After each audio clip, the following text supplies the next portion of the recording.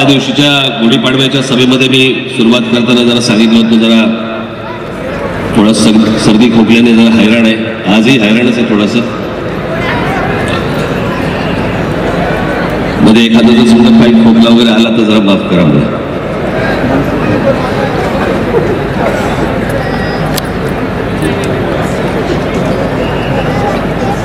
बऱ्याच वर्षांनी नांदेडला येतोय.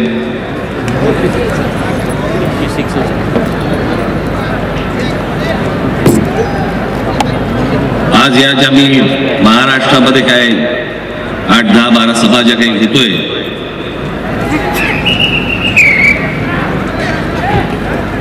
तर तो माझा पक्ष उभा पण नाहीये निवडणुकीला. महाराष्ट्र नवनिर्माण सेनेचा कोणी उमेदवारही नाही.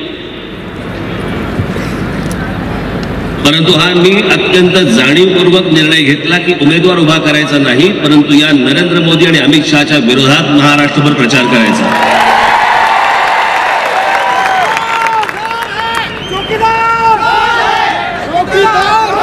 आणि हा माझा राग आहे. बस हा माझा राग आहे.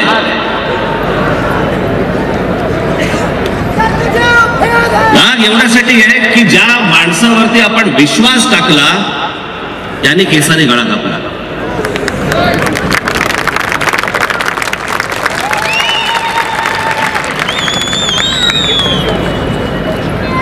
या देशातल्या तरुणांना, या देशातल्या महिलांना, या देशातल्या तरुणींना, या देशातल्या शेतकऱ्यांना, या देशातल्या कामगारांना ज्या प्रकारची स्वप्न दाखवली गेली ती खोटी स्वप्न होती हे जेव्हा आपल्याला कळायला लागलं. मी माझ्या गुढीपाडव्याच्या सभेमध्ये म्हटलं की रतन टाटांनी सांगितलं म्हणून मी त्यावेळेला गुजरातमध्ये गेलो. माझ्या समोर ज्या प्रकारचं चित्र उभं केलं गेलं, अगोदर जो एक माणूस दाखवला गेला आणि पंतप्रधान झाल्यावरती वेगळाच माणूस दिसायला लागला.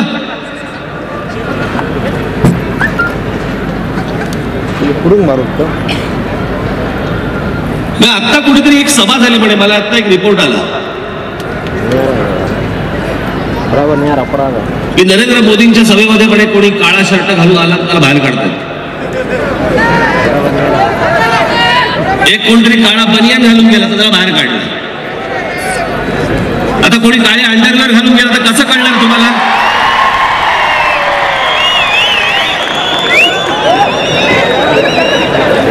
आमचा मोदी आमचे पंतप्रधान काळ्या रंगाला घाबरतो. ज्याला ज्याला जे मिळेल ते तो घालून येईल. बरं, निषेध करायचा आहे तर समूहाने येतील. एक माणूस येईल का काळा शर्ट घालून? याचं कारण बिथरलेत, घाबरलेत, पायाखालची जमीन सरकली आहे, बोलण्यासारखं उरलं काहीच नाही. जेवढं म्हणून बोलून ठेवलं होतं तेवढं प्रत्यक्षात उतरवता आलं नाही, आणता आलं नाही. आणि आता तुमच्यासमोर येऊन बोलायचं काय समजत नाही.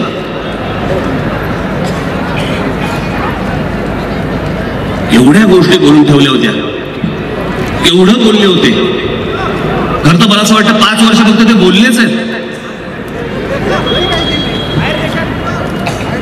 सतत इलेक्शनच्या मोडमध्ये असतात. दिसला बाईक की बोलायला सुरुवात.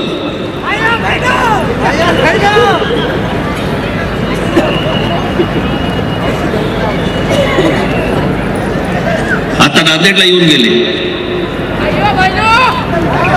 आता या सगळ्या भागामध्ये कुठेतरी 1-2 सभा त्यांच्या होत आहेत. पण माझ्या मराठवाड्यामधल्या शेतकऱ्याबद्दल काही बोलले नाही. माझ्या मराठवाड्यातल्या तरुणाबद्दल काही बोलले नाही. आज माझ्या मराठवाड्यामधला आज शेतकरी आत्ता माझ्याकडे रिपोर्ट आलाय. जानेवारी ते मला असं वाटतं मार्च पर्यंत, जानेवारी ते मार्च पर्यंत एका जिल्ह्यात, नाव विसरलंच, एका जिल्ह्यामध्ये 300 शेतकऱ्यांनी आत्महत्या केल्या. नरेंद्र मोदींचं सरकार या देशामध्ये आल्यापासून, भारतीय जनता पक्षाचं सरकार या महाराष्ट्रामध्ये आल्यापासून या महाराष्ट्रात, केवळ महाराष्ट्रामधला आकडा मी तुम्हाला सांगतोय, केवळ महाराष्ट्रामध्ये 14,000 शेतकऱ्यांनी आत्महत्या केल्या. 14,000. आमचा शेतकरी बांधव गळफास लावून घेतोय. आमच्या ग्रामीण महाराष्ट्राचा तरुण आज गावं सोडून बाहेर जातोय. दुष्काळ पडलाय म्हणून गावागावातले तांडेच्या तांडे बाहेर पडतात आपल्या गुराढोरांसकट. हे अच्छे दिन, हे स्वप्न दाखवलं मोदी आम्हाला तुम्ही.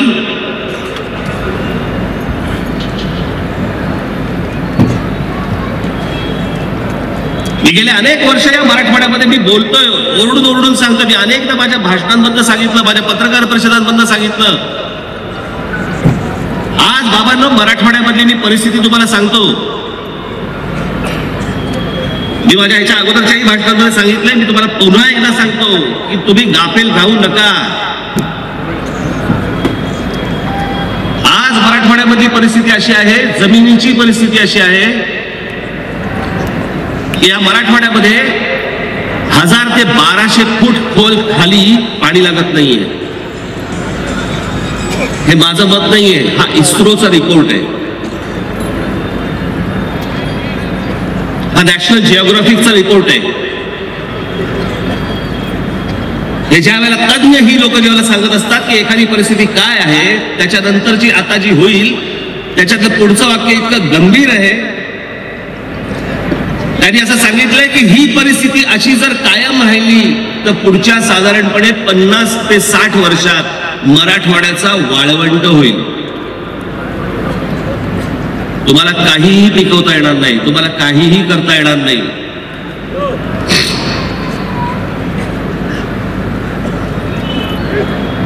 आणि त्याच्यावर त्यांनी असं सांगितलं की जर समजा ही अशी परिस्थिती झाली आणि ती जर समजा तुम्हाला पूर्ववत करायची असेल, पहिल्यासारखी जर करायची असेल, तर त्याला जवळपास 250 ते 350 वर्ष लागतील.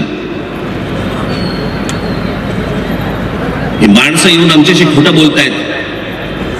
देवेंद्र फडणवीस सांगतात की आम्ही महाराष्ट्रामध्ये 1,20,000 विहिरी बांधल्या, दाखवायला तयार नाहीत. 1,20,000 विहिरी कशाला म्हणतात? 1,20,000 विहिरी.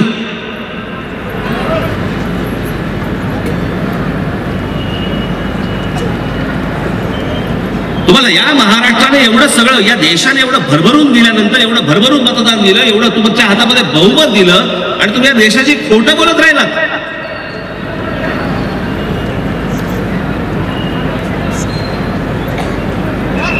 सतत खोटं बोलतात, सतत. आताही त्यांच्या भाषणामधले विषय काय आहेत? नरेंद्र मोदींच्या भाषणामधले विषय काय? मेक इन इंडिया बद्दल काही बोलतायत? नाही. स्टार्टअप इंडिया बद्दल काही बोलतायत? नाही.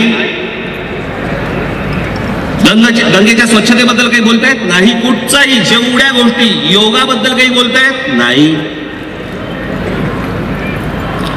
जेवढ्या गोष्टींवरती हजारो कोटी रुपये, तुमचे आमचे हजारो कोटी रुपये जाहिरातींवरती या माणसाने जेव्हा खर्च केले, त्यातली एकही योजना पूर्ण होत नाही. या देशातल्या तरुणांना रोजगार मिळत नाही. नोटबंदी झाल्यावरती जवळपास आज आकडा येतोय 4.5 ते 5 कोटी लोकांचे रोजगार गेले. 4.5 ते 5 कोटी कशाला म्हणतात हो?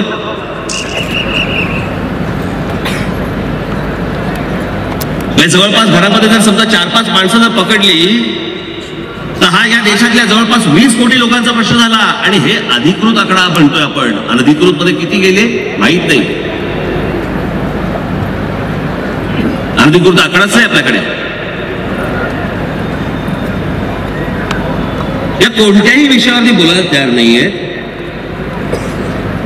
आणि काय बोलतायत तुमच्याशी? मी हे बोललो होतो अगोदर. कदाचित तुम्ही ही गोष्ट पाहिली देखील असेल, परंतु मी ही गोष्ट जवळपास 4 वर्षापूर्वी बोललो होतो. 4 वर्षापूर्वी कल्याण डोंबिवली महानगरपालिकेच्या निवडणुकीच्या पत्रकार परिषदेमध्ये बोललो होतो मी. आणि मी म्हटलं होतं की जशी निवडणूक जवळ येईल 2019ची, नरेंद्र मोदी एखादी युद्ध सदृश परिस्थिती निर्माण करतील. ही त्यांनी केली. त्यांच्याकडे निवडणूक लढवण्यासाठी दुसरी कुठचीही अस्त्र नसेल. अशा प्रकारची गोष्ट घडवली जाईल म्हटलं होतं मी. घडवली जाईल, घडली जाईल नव्हतं बोललो मी.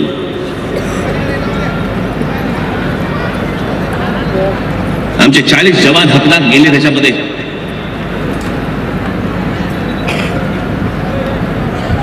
त्याच्याबद्दल कोणाला सैरसुतक नाही. एक कोणतरी भाजपाचा कोणतरी नेता काय म्हणतो तर म्हणे शहीद जवानांच्या नातेवाईकांना जर समजा पुरावे मागत असतील, भाजपाचा नेता बोलतो, मला तुम्ही नाव विसरलं मगाशी, मला कोणीतरी पाठवलं. शहीद जवानांचे नातेवाईक जर समजा पुरावे मागत असतील तर त्या शहीद जवानांचे नातेवाईक देखील देशद्रोही आहेत. वा रे वा. त्यांच्या घरातला एक जवान गेलाय, त्यांचं दुःख समजून घ्यायच्या ऐवजी ते ज्यावेळेला विचारतात की हे झालं कसं, काय झालं, खोटं बोलता तुम्ही. आता काल परवाकडे पाकिस्तानात लोक जाऊन आली, अनेक देश विदेशातले अनेक पत्रकार, अनेक महत्वाची माणसं, त्याचा रिपोर्टच आहे, त्याचा व्हिडिओ चाललाय की जे सांगितलं गेलं. आणि वर काय बोलायचं आपण बोललं ना, बघा आपल्या सैन्यावरती हे बोट दाखवत आहेत, आपल्या सैन्यावरती अविश्वास दाखवत आहेत. अहो, हा सैन्यावरचा अविश्वास नाहीये. आमच्या देशाच्या सैन्यावरती आम्हाला पूर्णपणे विश्वास आहे आणि पूर्णपणे अभिमान आहे त्यांच्यावरती. पण मी तुम्हाला एक टेक्निकल म्हणून गोष्ट सांगून ठेवतो. टेक्निकल,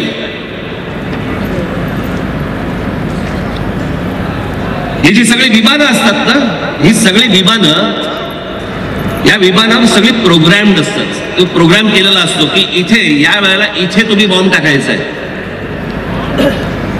पायलट हे वरून बघत नसतो आता काय आले, आता काय आले, आता काय आले. त्याने तो रूट दिलेला असतो आणि त्या रूट प्रमाणे ज्या वेळेला तो त्यांचा तो काय पॉइंट असतो तो येतो, त्यावेळेला त्यांना बॉम्ब टाकावा लागतो.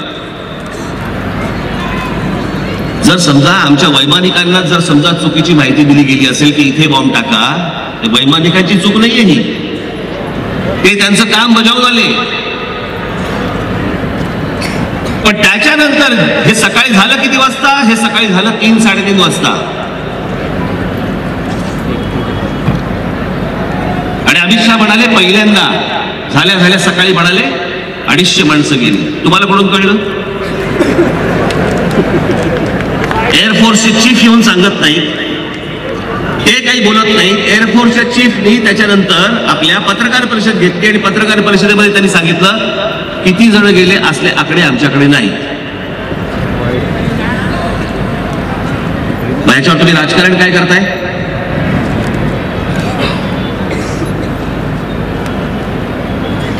आज जो मदरसा पाडला गेला किंवा त्याच्यावरती बॉम्ब टाकला गेला म्हणून जे सांगितलं जात आहे, तो मदरसा आजही तिथे आहे.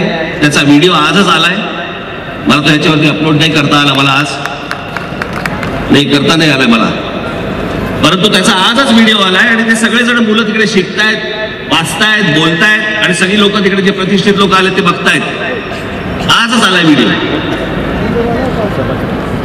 नाही सरकार आमच्याशी खोटं का बोलतंय?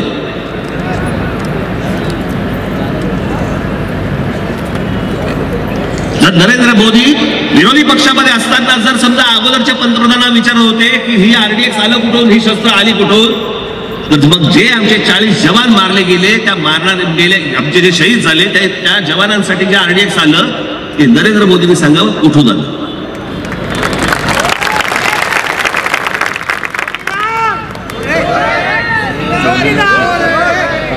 नुसतं खोटं बोलत राहायचं.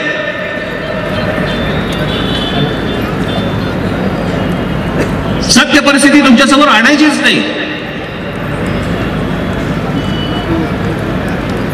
आणि हे या गोष्टींचा वापर हे कशा प्रकारे करताय हे जे मी तुम्हाला आता दाखवणार आहे, ही गोष्ट हसण्यावारी नेऊ नका. ही अत्यंत गंभीर गोष्ट आहे. जे आमच्या जवान जीवाची बाजी लावून जी गोष्ट तिकडे सरहद्दीवरती करत असतात, त्या गोष्टीचा फायदा, त्या गोष्टीचा राजकीय उपयोग नरेंद्र मोदी स्वतः करून घेत आहेत. ते आदित्यनाथ तिकडे म्हणाले आपली सेना, आपली वायुसेना, आपलं पायदळ ही म्हणे मोदींची सेना आहे. मोदींची सेना हे काय प्रकारे वापरून घेतायत आमच्या जवानांना, आणि त्याच्यासाठी आता काय बोलतायत यांच्याकडे बोलण्यासाठी काय उरलेलं नाही. म्हणून मी जे बोललो होतो ना 4 वर्षापूर्वी बोललो होतो की हे सदृश एक युद्ध सदृश परिस्थिती निर्माण करून घेतील आणि त्याचा फायदा उठवण्याचा कसा प्रयत्न करतील. जरा ते मोदींचं भाषण लाव रे, जवानांच्या नावावरती मतं मागतानाचं. मैं आपसे कहना चाहता हूं मेरे देश के फर्स्ट टाइम वोटर को, आप भी संकल्प कीजिए कि पहला वोट आपका, ऐका जरा, जो आपके जीवन की ऐतिहासिक घड़ी, आपके जीवन पर याद रहेगा कि पहला वोट कब डाला, कहां डाला, कौन सा चुनाव था, किसको डाला, ये जीवन भर याद रहने वाला है. हर किसी को पहली घटना याद रहती है. मैं जरा कहना चाहता हूं मेरे फर्स्ट टाइम वोटरों को, क्या आपका पहला वोट पाकिस्तान के बालाकोट में एयर स्ट्राइक करने वाले वीर जवानों के नाम समर्पित हो सकता है क्या? मैं मेरे फर्स्ट टाइम वोटर से कहना चाहता हूं कि आपका पहला वोट पुलवामा में जो वीर शहीद हुए हैं, उन वीर शहीदों के नाम आपका वोट समर्पित हो सकता है क्या?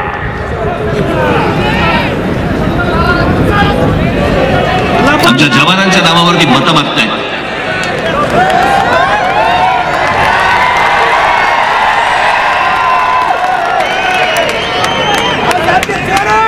जे या देशाला स्वप्न दाखवलं त्या स्वप्नांवरती मतं का नाही मागत आहात? आमच्या शहीद झालेल्या जवानांच्या नावावरती आता मतं का मागतात? नरेंद्र मोदी याची उत्तर द्यायची आम्हाला.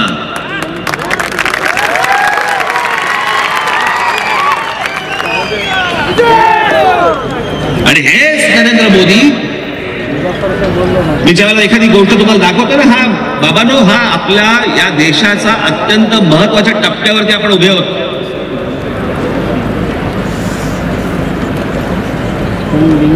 हा विषय हसी मजाकचा राहिलेला नाहीये.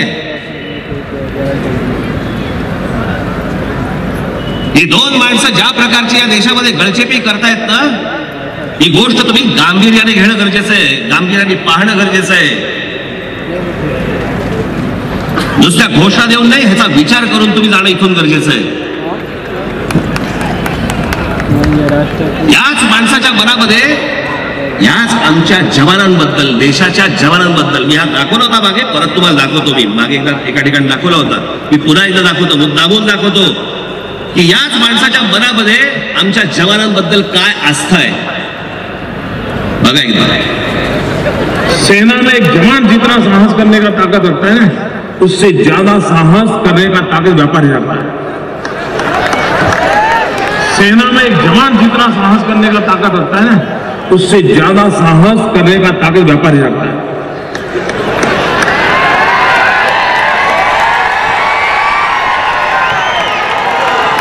आमच्या जवानापेक्षा व्यापाराची साहस जास्ती असतं म्हणते ते. एकदा आपण सगळ्या देशातल्या व्यापाऱ्यांना घेऊन जाऊ सरहद्दीवर.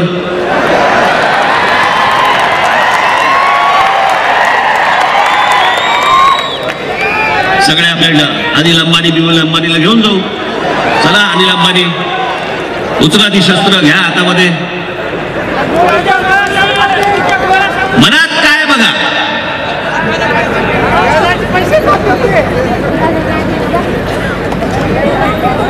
व्यापारी व्यापाराचं काम करत असतो, तो असले दावे नाही करत. पण या माणसाच्या मनामध्ये जवानाबद्दलची काय आस्था आहे ती एका वाक्यातनं कळते. आणि आज हे नरेंद्र मोदी येऊन सांगताय की पुलवामामध्ये जे शहीद झाले त्यांच्या नावावर तुम्ही वोट नाही का करणार? वोट कोणाला करणार? शहीद जवान उभेत, ज्यांनी एअर स्ट्राईक केलं त्यांच्या नावावर तुम्ही मतदान नाही का करणार? ज्यांनी एअर स्ट्राईक केलं अभिनंदन काय उभा आहे निवडणुकीला? कोणाला हवेत मतं? तुम्हाला हवेत मतं? मग या मतांसाठी म्हणून ही सगळा अख्खा घोळ घातला इतक्या दिवसांचा? काय ते खरं काय ते एकदा सांगा आम्हाला.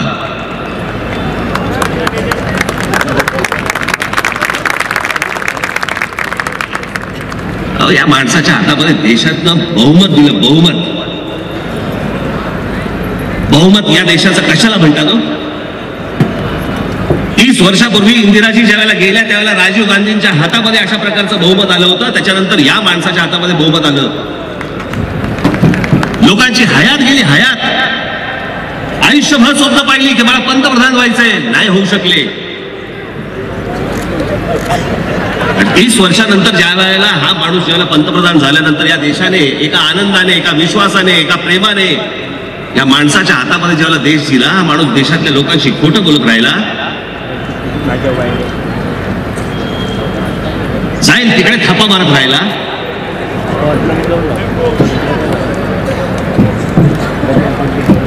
इतर मूलभूत प्रश्नांवरती कुठच्याही गोष्टींवरती हा माणूस बोलायला तयार नाही. एके दिवशी अचानक एक झटका आला, नोटा बंद करून टाकल्या.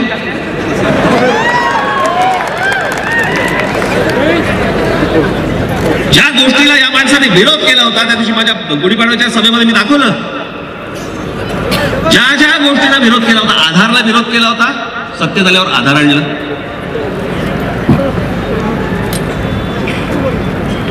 एफडीआय ला विरोध केला होता, फॉरेन डायरेक्ट इन्व्हेस्टमेंट, परदेशात जे आपली इन्व्हेस्टमेंट जी येते त्याला पहिल्यांदा विरोध केला होता.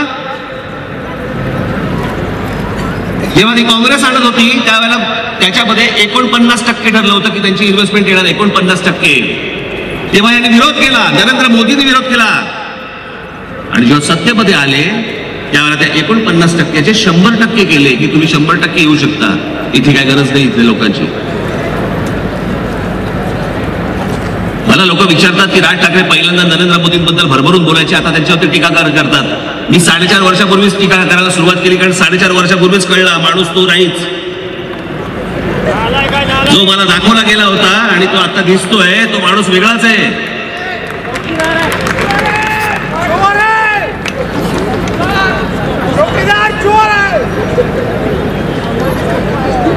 ज्याचा संबंध नाही अशा गोष्टी निवडणुकीच्या तोंडावरती बोलतात, ज्याचा काही कशाशी संबंध नाहीये. सगळे संपूर्ण निवडणूक नेहरूंना शिव्या घाल, इंदिरा गांधींना शिव्या घाल, अजून ह्याला घाल. मूळ काय ते सांगा ना. आता आमच्या तरुणाचं बोला ना, आता आमच्या शेतकऱ्याचं बोला ना, आमच्या महिलांवरती जे अत्याचार होतात त्याच्याबद्दल बोला ना. आम्हाला काय करायचं? नेहरूंबद्दल आणि इंदिरा गांधींबद्दल तुम्ही बोलताय त्याचं.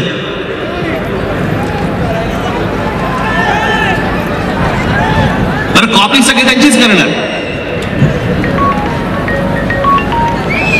नाही, तुम्हाला सांगतो गंमत म्हणून, हे जे त्यांनी आणलं ना नवीन प्रधान सेवक, मैं प्रधानमंत्री नहीं हूं, मैं प्रधान सेवक हूं, हे वाक्य देखील पंडित जवाहरलाल नेहरूंचे. पंडित जवाहरलाल नेहरूंची जी स्मृती भवन जे आहे दिल्लीमध्ये, तिथे एक मोठा पाटी आहे आणि त्या पाटीवरती लिहिलंय पंडित जवाहरलाल नेहरूंचं वाक्य, की हे फक्त त्यांनी एक वेगळा शब्द वापरलाय. आणि पंडित जवाहरलाल नेहरूंचं वाक्य असं आहे, ये देश की जनता मुझे प्रधानमंत्री कहके ना पुकारे, इस देश की जनता मुझे प्रथम सेवक करके बुलाए. ते प्रथम सेवक यांनी प्रधान सेवक केलं. आणि तुमच्या आमच्या आयुष्याची काही कशाशी संबंध नसलेले विषय काहीतरी बोलून काढायचे. मध्यंतरी एका कुठच्या तरी दाक्षिणात्य देशामध्ये, आंध्र प्रदेशमध्ये का तामिळनाडूमध्ये कुठेतरी भाषण करताना, बरं त्यांना समोरच्याला हिंदी समजत नाही आणि हे आपल्या त्यांना विचारतात, आहे की नाही, आहे की नाही, आहे की नाही. आणि त्यांना नाही माहिती, त्यांना नाही कळत तुम्ही काय बोलताय ते.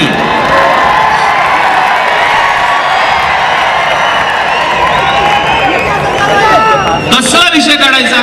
मग काही कुठूनही जायचं, असं इकडे तिकडून फिरायचं आणि नेहरूंवर यायचं. मला कोणाची बाजू घेऊन इथे बोलायची गरज नाहीये, मला कोणाची भलाबण करायची नाहीये. आपण काय हे काय बोलतायत, मूळ विषय सोडून तुम्ही काय बोलताय, तुम्ही काय कसले संदर्भ देताय, काय विषय काढावा. तर म्हणे भगतसिंग, आमचे शहीद भगतसिंग ज्या वेळेला म्हणे जेलमध्ये होते त्यावेळेला म्हणे कांग्रेस परिवार का कोई आदमी उनको मिलने के लिए गया, क्यों नहीं गया, क्यों नहीं गया. दाखव रे त्याला.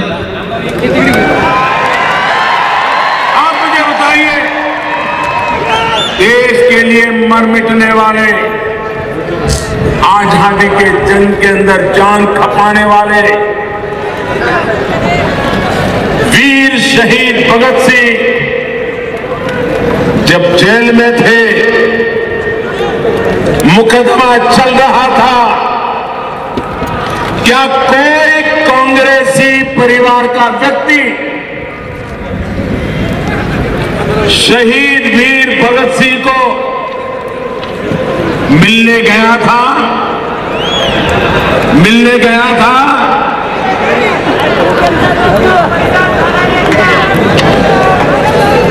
आता काही संबंध आहे का या गोष्टींचा?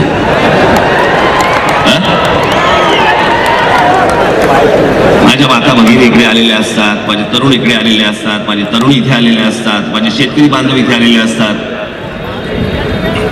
हा काही प्रश्न आहे का निवडणुकीचा? आता विचारलाच आहे ना, तर मी याचं उत्तर देतो.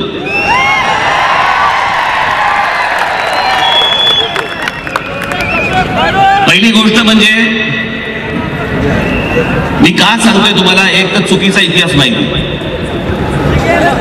निवडणुकीशी काही संबंध नसलेले विषय काढायचे. 1929 सालच्या ट्रिब्यून नावाच्या वर्तमानपत्रामध्ये आलेली बातमी ही इथे माझ्या हातात आहे. त्याच्यात त्यांनी असं दिलं होतं की पंडित जवाहरलाल नेहरू हे एकमेव होते जे शहीद भगतसिंगला जाऊन 2दा भेटून आले जेलमध्ये आणि त्याची विचारपूस करून आले. आता पुढची गंमत,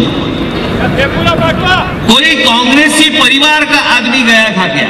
आता काँग्रेसी परिवार म्हणजे कोण? वल्लभभाई पटेलांचा परिवार, की मौलाना आझादांचा परिवार, की सरोजिनी देवी नायडूंचा परिवार, की नेहरूंचा परिवार, की कोणाचा परिवार, की महात्मा गांधींचा परिवार? कोणत्या परिवाराबद्दल बोलताय? म्हणजे नेहरूच ना, मग ते 2दा जाऊन आले. त्यात शहीद भगतसिंग ज्यावेळेला जेलमध्ये होते त्यावेळेला इंदिराजी 14 वर्षाच्या होत्या. म्हणजे शहीद भगतसिंगला जाऊन जेलमध्ये भेटणं असा काही विषय नाही. म्हणजे राजीव गांधी, संजय गांधी, सोनिया गांधी, राहुल गांधी, प्रियांका गांधी पत्ताच नाही. आता इंदिराजी समजा 14 वर्षाच्या असतील तर बाकी त्याचा विषयच येत नाही. काय विषय बोलतोय आपण?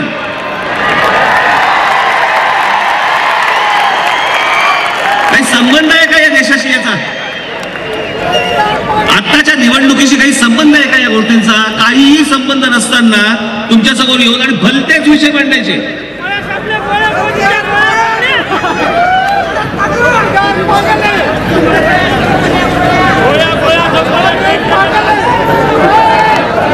आज मराठवाडा तळपतोय, शेतकऱ्यांचे हाल सुरू आहेत, आमच्या तरुणांच्या हाताला काम मिळत नाहीये. या महाराष्ट्राबद्दल जेव्हा बाहेर फिरत असतो, जेव्हा बघत असतो, आणि मी अनेकदा तुम्हाला सांगितलंय की आज महाराष्ट्रामधली जी शहरं आहेत, या शहरांमध्ये मुंबईमध्ये असेल, पुण्यामध्ये असेल, ठाण्यामध्ये असेल, नाशिकमध्ये असेल, या शहरांमध्ये कंपन्या उभ्या राहत आहेत, नोकऱ्या उपलब्ध होत आहेत, तुमच्यापर्यंत पोहोचवलं जात नाहीये, तुमच्यापर्यंत कळवलं जात नाहीये. आणि आमचा महाराष्ट्रामधला तरुण हातावर हात ठेवून बसलाय आणि बाहेरच्या राज्यामधली माणसं येत आहेत आणि तुमची नोकऱ्या, तुमची कामं घेऊन जात आहेत. हेही सरकारला करता येत नाही. या देशामध्ये कोण कोण लोक आली त्यांचे आकडे लपवले जात आहेत, प्रत्येक गोष्टीचे आकडे लपवले जात आहेत. सगळ्या बाजूनी मुस्कटदाबी सुरू आहे. वर्तमानपत्र बंद करून टाकलेत, टेलिव्हिजन चॅनलचे मालक बंद करून टाकलेत, संपादक जर काय बोलायला लागला, पत्रकार काय बोलायला लागला, नोकरीवरून काढून टाकतायत.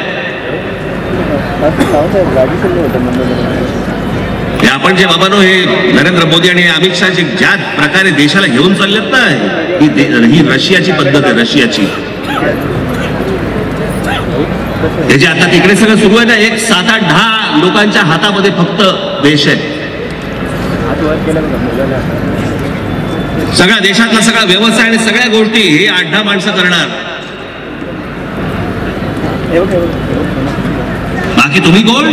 तुम्ही या सगळ्या लोकांचे गुलाम. तुम्हाला ह्याच्या पुढचं आयुष्य तुम्हाला नरेंद्र मोदी आणि अमित शहाचे गुलाम म्हणून राहायचंय का?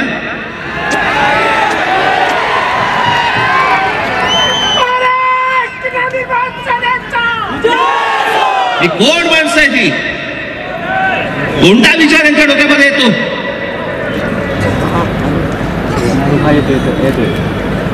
मी परवाच्या सभेमध्ये म्हटलं ना की हा सगळा जो विचार आहे ना, हे मन की बात रेडिओवरती बोलणं, हे आलं कुठून? हे दर आठवड्याला ॲडॉल्फ हिटलर बोलायचा, रेडिओवरती बोलायचा, ते तिथून आलं डोक्यात. आठवड्याला का महिन्याला काहीतरी. अहो त्याला फक्त रेडिओच होता.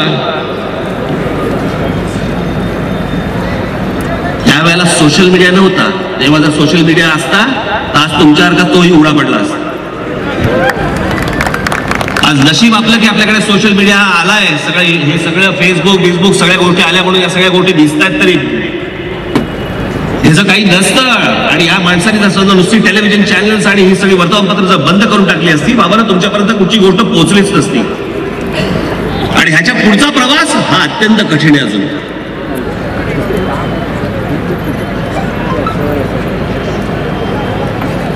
दुर्दैवाने, या देशाच्या दुर्दैवाने ही जर माणसं निवडून आली ना, जीवन हराम करून टाकतील. तुमचं जीणं हराम करून टाकतील.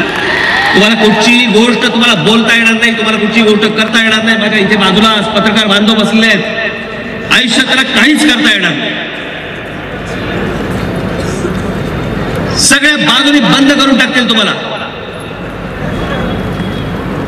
आणि वाटचाल त्याच दिशेने सुरू आहे.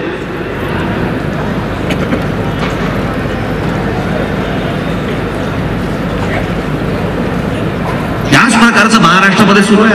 आमचे मुख्यमंत्री देखील खोटं बोलतात. आज गंमत बघा, या माणसाला स्वतःच्या राज्याबद्दल आज आम्ही महाराष्ट्रामध्ये भांडतोय. कशाबद्दल? पाण्याबद्दल भांडतोय. आमच्या गोदावरीच्या पाण्यावरती आमचं भांडण सुरू आहे. नाशिक नगर मधून येणारी आमची गोदावरी, मराठवाड्यामधलं पाणी मराठवाडा भांडतोय. तिथे थांबू नका, तिथे मध्ये धरण घालू नका. आमच्यात भांडतोय. आणि खरं गोदावरीचं पाणी दुसऱ्या मार्गाने गुजरातला नेत आहेत. बघा माणसं कशी असतात.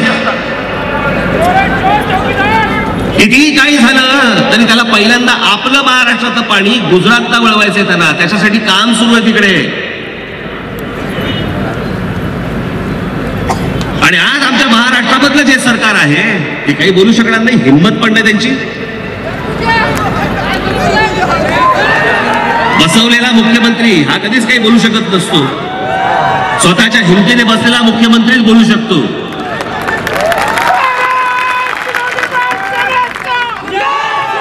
आणि ही सगळी माणसं आज गुजरातला पाणी जातंय, परंतु आमचे देवेंद्र फडणवीस याच्यावरती चकार शब्द बोलायला तयार नाहीत.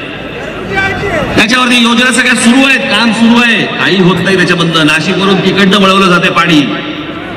आणि आम्ही काय करतोय? आम्ही म्हणतो की नाशिकला नको, नगरला नको पाणी, आम्हाला मराठवाड्याला द्या. नाशिक नगरचे लोक म्हणतात नाही नाही मराठवाड्याला नाही, पहिला आम्हाला द्या. तुम्हाला कुठचं पाणी? ते चाललंय ना गुजरातमध्ये. आणि आम्ही भकास दुष्काळग्रस्त. आज महाराष्ट्रामध्ये 24,000 गावं ही दुष्काळग्रस्त म्हणून जाहीर केली. 24,000 गावं. पाण्यावरती काय काम केलं? अगोदरच्या सरकारला शिव्या दिल्या. अगोदरचं सरकार काही करत नाही असं भासवलं आणि समोर दाखवलं. म्हणून या लोकांनी, या देशातल्या लोकांनी तुमच्या हातामध्ये सत्ता दिली. आणि आज 24,000 गावं आज दुष्काळग्रस्त आहेत. 14,000 शेतकरी आमच्या आत्महत्या करतायत. 151 तालुके आज दुष्काळग्रस्त म्हणून जाहीर केलेत. ही राज्याची परिस्थिती. महिलांवरचे अत्याचार थांबले नाहीत. आज कालच बीड मधला एक प्रकार समजला. बीड मध्ये काय चालू आहे तर महिलांची गर्भाशय काढून विकतायत. गर्भाशय काढून विकतात. की तिला हा रोग झालाय, तिला हा रोग झालाय असं सांगून एक मोठी टोळी पकडली आता. म्हणजे हे चालूच होतं. यांचं लक्ष काय? हा चौकीदार करतो काय?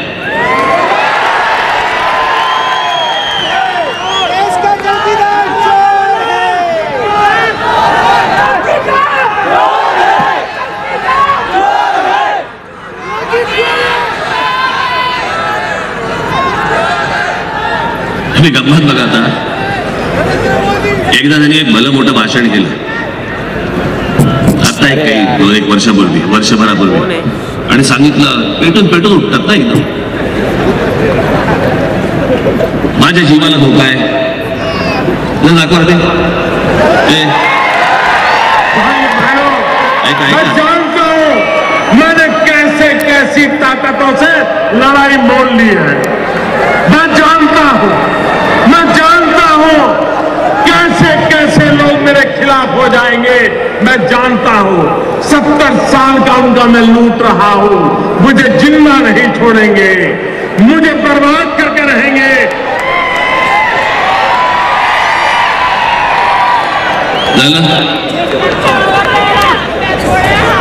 आता पुढचं आहे. आज चूरू की धरती से मैं देशवासियों को विश्वास दिलाता हूं कि देश सुरक्षित हाथों में. अरे आत्ता बोललात ना की मला मारायला निघालेत, मला बर्बाद करायला निघालेत. तो हा माणूसच सुरक्षित नाही आणि हा म्हणतो देश सुरक्षित हातो में. कसा काय विश्वास ठेवायचा सांगा. दोन्ही गोष्टी आहे नाच माणूस बोलणार. आता गंमत बघा, आता शेवटची आहे ना फ्रेम, सुरक्षित हातो में, ते लाव आणि फ्रीज कर.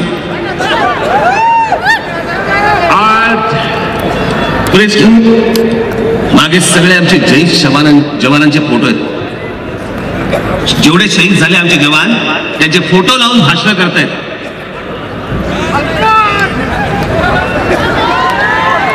त्यांना लाजही वाटत नाही.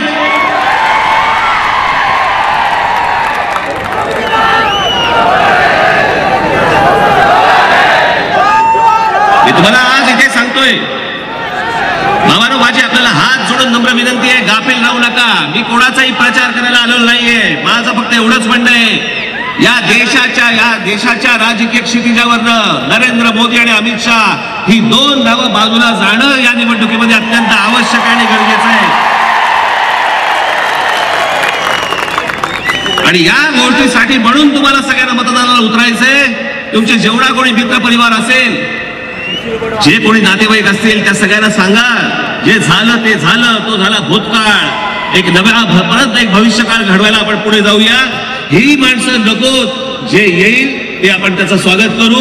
आज आपण सगळेजण इथे इतक्या मोठ्या संख्येने आपण आलात त्याबद्दल मी अत्यंत आपला मनपूर्वक आभारी आहे. धन्यवाद.